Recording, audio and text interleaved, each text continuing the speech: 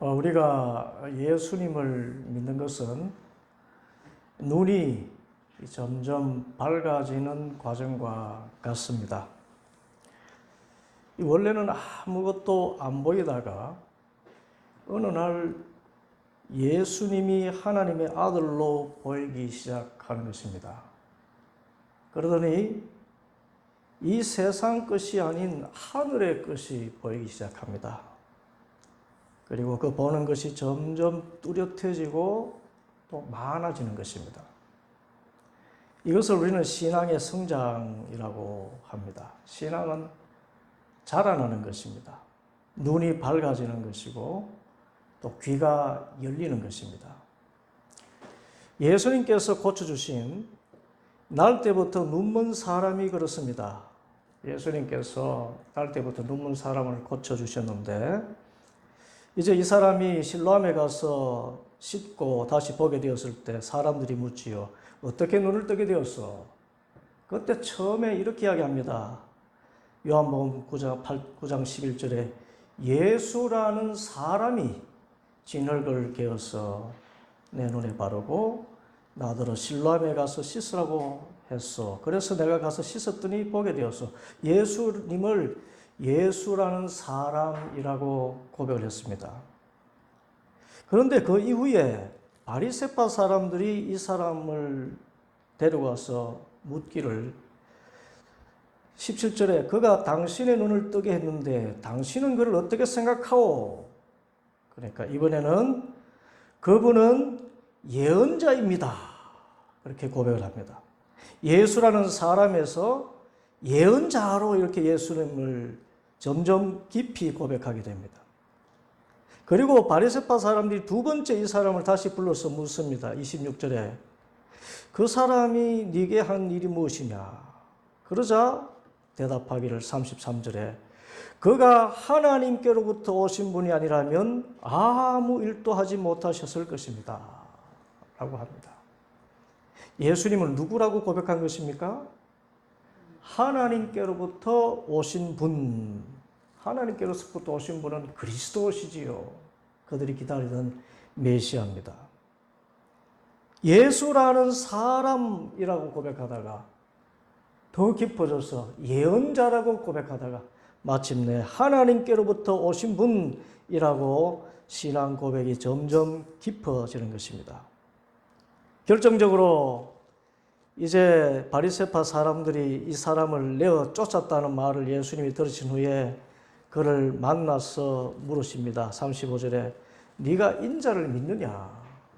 여러분 성경에 인자라는 말이 복음서에 자주 나오는데 이 인자라는 말은 다니엘서 7장에 나오는 말입니다. 다니엘이 환상 가운데 네 짐승이 나타나는 걸 보지요. 처음에는 사자, 다음에는 곰, 그 다음에는 표범, 그리고 마지막으로는 뿔 10개를 가진 포악한 짐승이 나타납니다. 그런데 이 네 짐승은 모두가 하나님을 대적하는 적 그리스도의 나라를 뜻하는 그런 짐승들입니다. 그런데 이런 환상을 다니엘이 보고 있을 때 인자 같으니, 그러니까 사람 같은 분이 오는데 사람은 사람인데 하늘 구름을 타고 와서 옛부터 계신 분, 곧 하나님의 권세와 영광과 그 나라를 받아서 그 권세로 짐승들을 다 멸망시키고 이 땅의 성도들에게 하나님의 나라를 상속받도록 내어주십니다. 이분이 인자입니다. 이 인자가 누구신가요? 그리스도 예수님이십니다. 이 예수님이 날 때부터 눈물었다가 다시 보게 된 그 사람이 물은 것입니다. 네가 인자를 믿느냐? 이 눈먼 사람이지만은 그 인자에 대한 것은 항상 들어왔습니다. 그래서 36절에 선생님 그분이 어느 분입니까? 제가 그분을 믿겠습니다. 그러자 예수님께서 너는 이미 그를 보았다. 너와 말하고 있는 사람이 바로 그다. 그러자 그가 어떻게 합니까? 주님 제가 믿습니다 하고는 예수님께 엎드려 절하였다. 여러분 성경에서 엎드려 절하는 것은 하나님을 예배할 때입니다. 예수님을 주는 그리스도시요 살아계신 하나님의 아들이십니다. 완전한 신앙 고백을 하게 된 것입니다. 이처럼 눈멀었던 사람이 점점 보게 되더니 예수라는 사람에서, 예언자에서 하나님이 보내신 분 하다가 마침내 주는 그리스도시요 살아계신 하나님의 아들이십니다. 엎드려 경배하는 점점 깊어지는 신앙을 나타내게 된 것입니다. 그런데 정말 처음에는 멀쩡하고 반듯해 보이던 그런 사람이 그 신앙의 퇴보를 보여주는 경우가 있습니다. 점점 눈이 멀어지고 희미해지다가 완전히 소경이 되고 마는 것과 같은 사람이 있습니다. 오늘 말씀에 예수님께 책망을 받는 바리새인들이 그렇습니다. 이 바리새인들은 성경을 많이 아는 분들이지요. 또 하나님을 잘 섬긴다고 자부했기 때문에 하나님의 살아계신 그런 능력도 체험을 분명히 했을 것입니다. 그런데 정작 하나님의 아들이신 예수님께서 오셨을 때는 예수님을 알아보지 못해요. 알아보지 못하니 믿지 못하고, 믿지 않으니 결국은 이 하나님의 아들을 흉악한 정치범으로 몰아서 십자가에 못 박아 죽이고 맙니다. 이런 우매함이 어디 있으며 이런 눈먼 사람들이 어디 있습니까? 예수님의 말씀과 같지요. 40절 바리새인들이 묻기를 우리도 눈이 먼 사람이란 말이오. 그러자 너희가 눈이 먼 사람들이라면 도리어 죄가 없었을 것이다. 그러나 너희가 지금 본다고 말하니 너희의 죄가 그대로 남아있다. 한마디로 너희들은 참으로 눈이 먼 사람들이다. 나아가서 용서받지 못할 죄인이구나. 그렇게 선포하신 것입니다. 어쩌다가 바리새인들이 이렇게 되었습니까? 여러분, 우리가 성경에서 본받을 사람들이 많이 있지요. 그런데 그 반대로 본받을 사람이 있습니다. 반면교사라고 하지요. 그 반면교사, 그 반대로만 하면 하나님께 인정을 받게 되는 그런 사람입니다. 그들의 말과 행실을 정반대로만 하면은 좋은 신앙이 되는데 그들이 누구였다고요? 바리새인들이었다는 것입니다. 그러면 왜 바리새인들이 예수님께 너는 참으로 눈이 먼 사람이다, 그리고 죄인이다 라고 비판을 받고 그들의 신앙이 이렇게 퇴보하게 되었을까요? 오늘 말씀에 의하면 그것은 근본적으로 이들이 하늘의 것을 보려 하지 않고 자꾸만 땅의 것을 보려 했기 때문입니다. 여러분, 골로새서 3장 1절에 그러므로 너희가 그리스도와 함께 다시 살리심을 받았으면 위의 것을 찾으라. 거기는 그리스도께서 하나님 우편에 앉아 계시느니라. 우리가 예수를 믿게 되었다면 우리가 무엇을 보라고요? 위의 것을 찾으라 그랬습니다. 위의 것, 하늘의 것, 신령한 것을 찾아가는 것입니다. 그런데 하나님을 믿는다고 하면서 자꾸만 땅의 것, 아래의 것, 육에 속한 것을 찾고 구하면 그 눈이 멀어지는 것입니다. 영적인 감각이 점점 죽어서 마침내 신령한 것은 전혀 볼 수가 없는 우명이 되고 맙니다. 바로 바리새인들이 그랬어요. 무엇을 보고 합니까? 13절에 그들은 전에 눈먼 사람이던 그를 바리새파 사람들에게 데리고 갔다. 그런데 예수께서 진흙을 개어 그의 눈을 뜨게 하신 날이 안식일이었다. 어떤 날이라고요? 안식일. 그런데 예수님께서 안식일에 사람의 눈을 뜨게 했다는 것을 알고는 16절에 바리새파 가운데 들어 말하기를 안식일을 지키지 않는 것을 보아서 그는 하나님에게서 온 사람이 아니요. 그렇게 이야기합니다. 하나님에게서 온 사람 아니다. 그런데 또 점점 심한 말을 하더니 마침내 24절에 눈먼 사람을 두 번째 불러서 말할 때 이렇게 이야기합니다. 영광을 하나님께 돌리라. 우리가 알기로 그 사람은 죄인이다.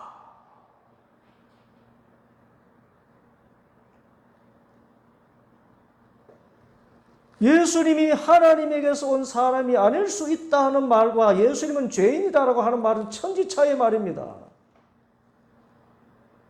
이렇게까지 예수님을 보는 눈이 완전히 까막눈이 되어버리는데 마치 성령으로 시작해서 육으로 마치는 사람과 같습니다. 왜 이렇게 되었습니까?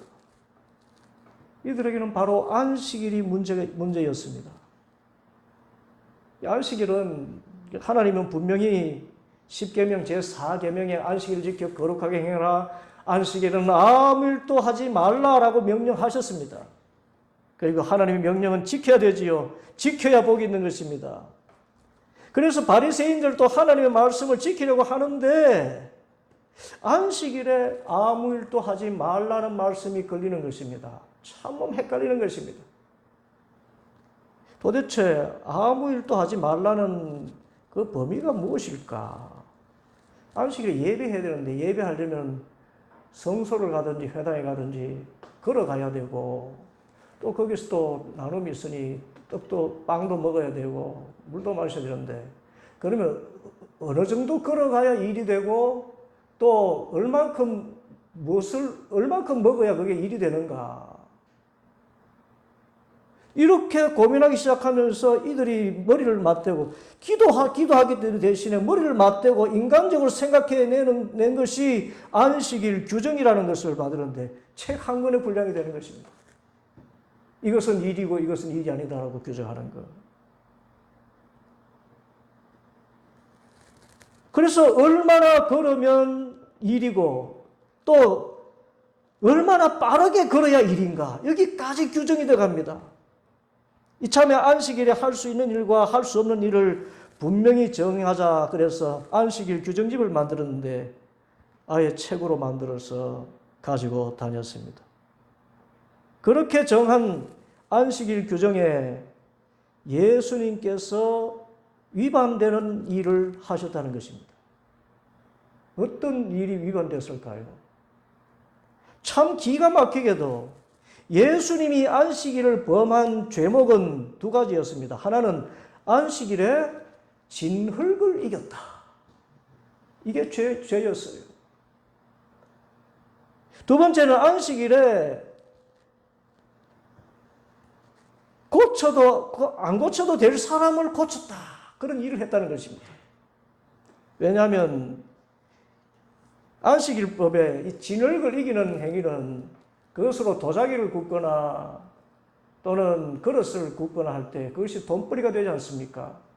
그래서 그것이 일하는 것이라 해서 법을 어기는 것이라는데 이 사람들은 진흙을 이기는 자체를 일로 본 것입니다. 예수님이 진흙을 얼마나 이겼습니까? 땅에 침을 뱉어서 여러분 한 주먹 되겠습니까? 그것을 일이라고 해서 안식일을 지키지 않았다. 죄인이라고 규정하고 또 안식일에는 의사도 일해서도 안 되니까 그 기준이 당장 오늘 죽지 않을 사람이라면 치료할 필요가 없다. 만약 치료하면 그건 일이다. 내일 죽을 사람이라면 오늘 치료할 필요 없다는 것입니다. 그런데 남에서부터 눈먼 사람 오늘 안 고쳐도 내일 고쳐도 상관없는 그런 사람 아닙니까? 그래서 의사처럼 일하지 않아야 할 그때 일했다 해서 이렇게 예수님을 죄인으로 규정한 것입니다. 그런데 이 죄인으로 규정한 이 기준이 누구에게서 나왔습니까? 하나님으로부터 나온 것입니까? 사람으로부터 나온 것입니까? 사람의 계명입니다. 원래 하나님께서 안식일 계명을 주신 것은 그 당시 1년 365일 일만 할 수밖에 없었던 노예들에게 쉼을 주려고자 하는 인권의 법이었지요. 일주일에 한 번은 쉬어야 재충전해서 한 주간 열심히 살아갈 수 있기 때문에 그 주인과 같이 함께 쉬라고 하신 것입니다. 이것이 하나님께서 여세 동안 세상을 창조하시고 일의 쉬심으로 그 다음부터 이 우주 만물을 운행하시고 주관하시는 그 일을 재창조와 같은 일을 하시는 동력이 되었던 것입니다. 그것과 마찬가지로 우리를 쉬라고 하신 것인데 그런데 이렇게 하나님이 쉬라고 하는 것을 쉬지 못하는 이유를 찾고 보니까 사람들이 신령한 것을 찾지 않고 자꾸만 땅의 것을 찾기 때문이라는 것을 주님께서 하신 것입니다. 땅의 것이 무엇입니까? 돈벌이지요. 신령한 것을 찾지 않고 돈벌이 하기 때문에 그것에 눈이 멀었을 때 안식일을 쉬지 않게 되더라. 그래서 돈벌이 하는 일은 하지 말라. 안식일에 나무하지 말라. 돈벌이 하는 안식일 나무하지 말라. 매매하지 말라. 그래서 돈벌이 하는 그런 일을 하지 말라. 진흙을 빚어서 도자기 만드는 거 이거 하지 말라. 그렇게 명령하신 것인데 아예 아이들이 진흙놀이 하는 것처럼 그 정도의 아주 소꿉장난하는 그 정도의 일까지도 일이라 해서 주님을 죄인으로 정한 것입니다. 그래서 왜 바리새인들이 영적으로 퇴보했는가 하는 것은 하나님께서 말씀하신 본질적인 뜻을 깨닫지 못하고 사람이 만든 계명과 관습에 매어 달린 결과를 알 수 있습니다. 여러분, 하나님의 말씀의 본질이 무엇입니까? 여러분, 그것은 생명입니다. 살리는 것입니다. 사람 살리는 것이 하나님 주신 계명의 본질입니다. 그런데 사람들이 만든 계명은 죽이는 것이지요. 그럼에도 하나님은 보이지 않고 사람이 만든 계명이 보이기 때문에 그 사람 계명을 최우선 가치관으로 두고 그것을 기준으로 죄인이다, 의인이다 규정하고 살리고 죽이는 권세를 사람이 가진 양 행사하니까 그 영이 죽어가는 것입니다. 마침내 눈이 멀어서 하나님의 아들이신 예수님조차 죄인이다, 죽일 놈이다 정죄하게 된 것입니다.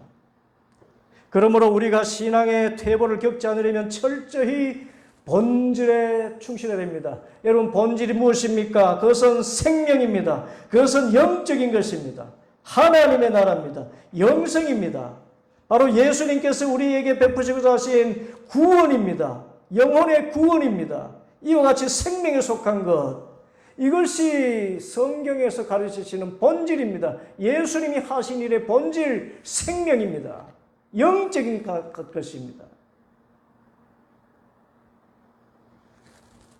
그래서 우리가 신앙의 퇴보를 하지 않으려면 끊임없이 육의 소욕으로부터 나오는 세상 것을 찾지 말고 영적인 것을 찾아야 됩니다. 신령한 것, 하나님의 은혜, 하나님의 선물, 그것을 구하고 찾아야 됩니다. 요한복음 6장 63절 살리는 것은 영이니 육은 무익하니라. 내가 너에게 이런 말은 영이요 생명이라. 성령이신 하나님은 살리시려 하고 또 살리시는데 육은 결코 우리를 살리지 못합니다. 율법의 계명은 우리를 살리려고 하는 하나님의 말씀으로서만 가치가 있는 것이지 계명을 인간의 관습으로 바꿔버리면 오히려 사람을 죽이고 마는 것입니다. 여러분, 그래서 신앙생활 할 때 사람의 계명을 자꾸 만들어내는 습관을 가지면 안 됩니다. 교회에서 신앙생활하는 같은 교우를 보면서도 자신이 가지고 있는 사람의 관습이 있잖아요. 어떻게 해야 좋은 신앙인이고 어떻게 그 말씀의 그 생명의 기준에 보지 않고 내 기준에 생각한 율법의 어떤 규정 같은 걸 가지고 사람을 평가하게 되면 그 영의 눈이 점점 멀어져 가는 것입니다. 이와 관련해서 둘째로 사람의 눈이 참으로 멀게 되는 이유가 또 있습니다. 그것은 그 마음에 미움을 품고 사는 것입니다. 여러분, 성경 야고보서 요한일서 2장 9절 말씀에 빛 가운데 있다 하면서 그 형제를 미워하는 자는 지금까지 어둠에 있는 자요. 그의 형제를 미워하는 자는 사랑하는 자는 빛 가운데 가여 자기 속에 거리낌이 없으나 그의 형제를 미워하는 자는 어둠에 있고 또 어둠에 행하며 갈 곳을 알지 못하나니 이는 그 어둠이 그의 눈을 멀게 하였습니다. 여러분, 형제를 미워하면 어디 있다고요? 어둠 가운데 있고 그 어둠이 어떻게 있다고요? 사람의 눈을 멀게 한다. 바리새인들이 참으로 눈먼 사람 된 것은 그들 마음속에 예수님에 대한 증오가 가득했기 때문입니다. 여러분, 사람을 미워하면은 그 사람에게 미운 털이 박힌다 그러죠. 미운 털. 그래서 그가 하는 모든 일에 그냥 밉습니다.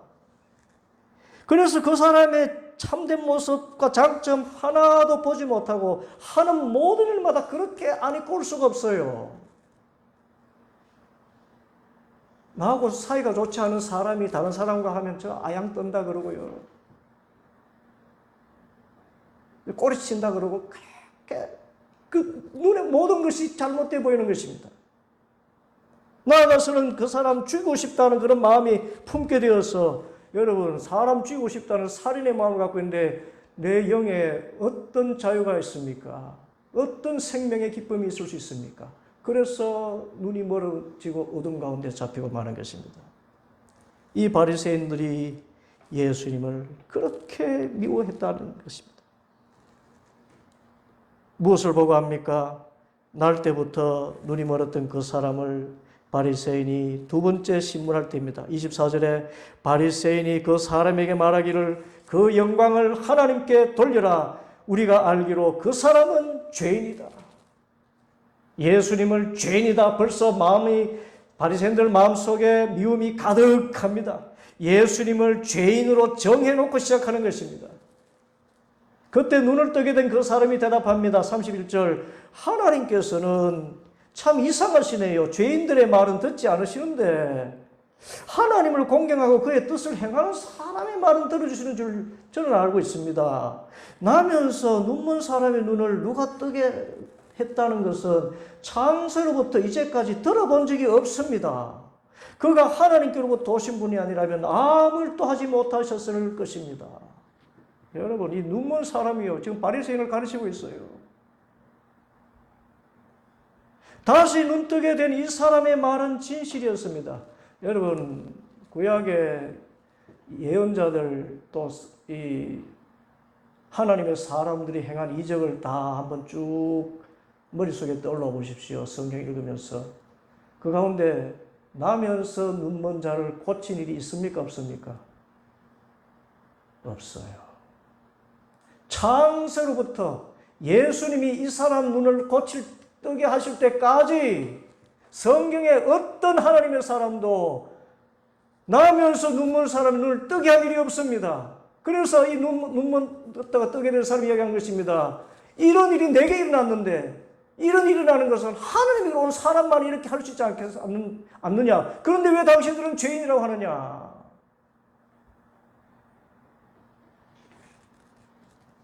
이런 합리적이고 이 성경의 이런 내용을 바리새인들이 몰랐겠습니까? 아는데도 왜 예수님을 끝까지 죄인으로 몰고 갑니까? 그 마음속에 예수님에 대한 미움이 가득 차 있었기 때문입니다.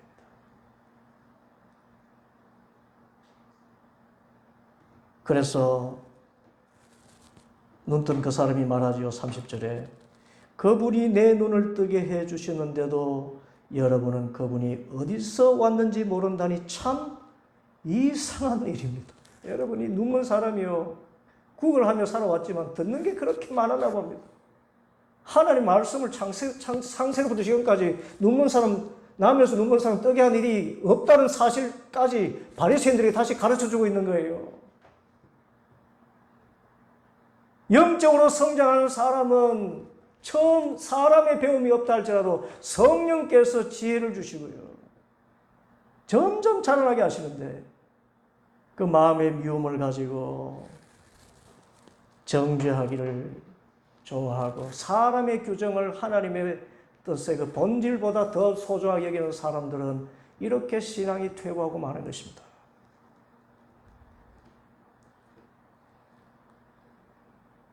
그러면서 그 미움의 특성상 옳은 말 하는 그 눈뜬 사람의 모든 말이 귀에 들리지 않고 오히려 예수님을 두둔한다 싶어서 그를 내어 쫓기까지 합니다. 34절에 네가 완전히 죄 가운데 태어났는데도 우리를 가르치려고 하느냐. 그리고 그를 바깥으로 내쫓았다. 여러분, 이 눈먼 사람은 눈이 떠서 좋게 되었지만은 바깥으로 내쫓김을 받았어요. 바깥이 어디입니까? 예루살렘 성 밖입니다. 영적으로 예루살렘 성민, 저 하나님 나라의 백성이 되는 자격을 상실하도록 내어 쫓은 것입니다. 이런 환난을 당해요. 신앙이 성장하면은 이런 환란이 쫓아옵니다. 육의 사람을 통해서 영의 사람은 시험을 받는 것입니다. 이처럼 사람이 미움을 마음에 품으면 그 상태로 어둠입니다. 조금도 빛이 없습니다. 빛이 없으니 볼 수가 없습니다. 영적으로는 점점 퇴보해서 마침내 예수님을 죄인의 괴수로 십자가에 못 박아 죽인 영적인 맹인으로 떨어지고 말았습니다. 그러므로 우리의 신앙이 퇴보하지 않으려면 우리 마음속에 미움이 자리 잡지 않도록 정말 끊임없이 기도해야 됩니다.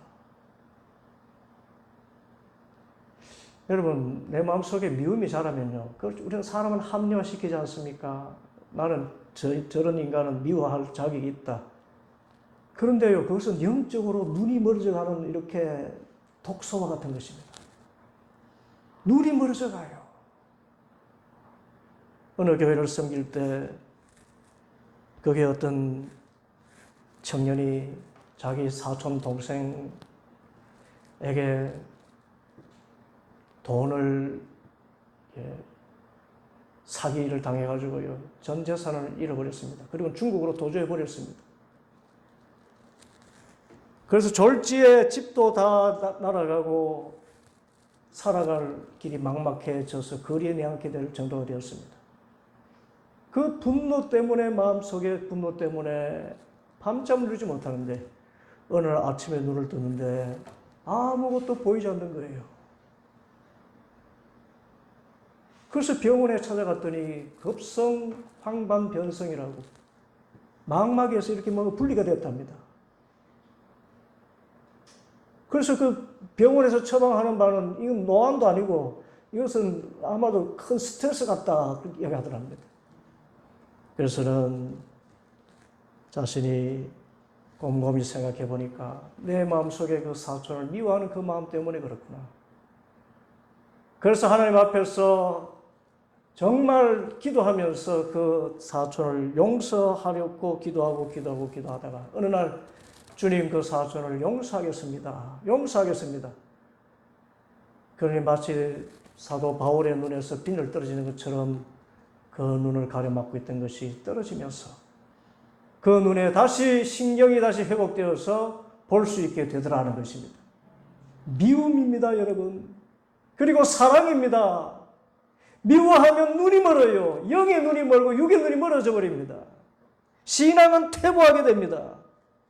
영의 사람으로 시작했다가 육의 사람으로 떨어지는 것입니다. 요한일서 3장 13절 형제 자매 여러분, 세상이 여러분을 미워해도 이상 여기지 마십시오. 우리가 이미 죽음에서 생명으로 옮겨갔다는 것을 우리는 압니다. 이것을 아는 것은 우리가 형제 자매를 사랑하기 때문입니다. 사랑하지 않는 사람은 죽음에 머물러 있습니다.